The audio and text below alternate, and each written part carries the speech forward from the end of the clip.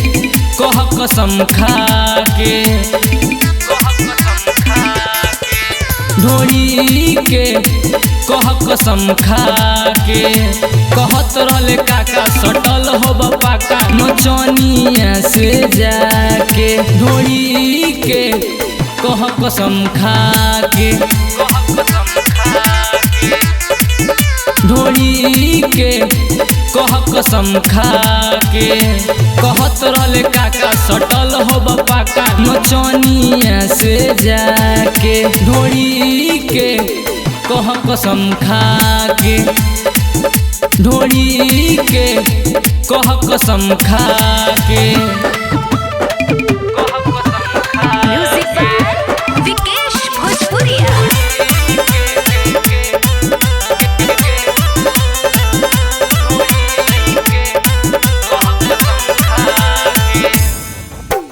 रात भर कहावा रहले राजा बोले राजा बोले राजा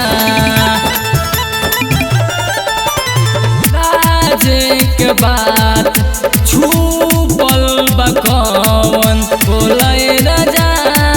बोले राजा दूर हमसे भागना बलम जवन पूछिले बोले बलम नोट लुटा के ओठ चुसा के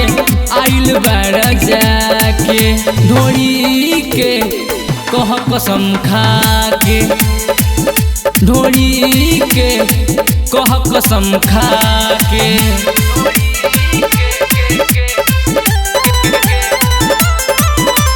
राइटर रघुवीर बादशाह बवाली कहे बलम बोले राजा बोले राजा राइटर रघुवीर बादशाह बवाली कहे बलम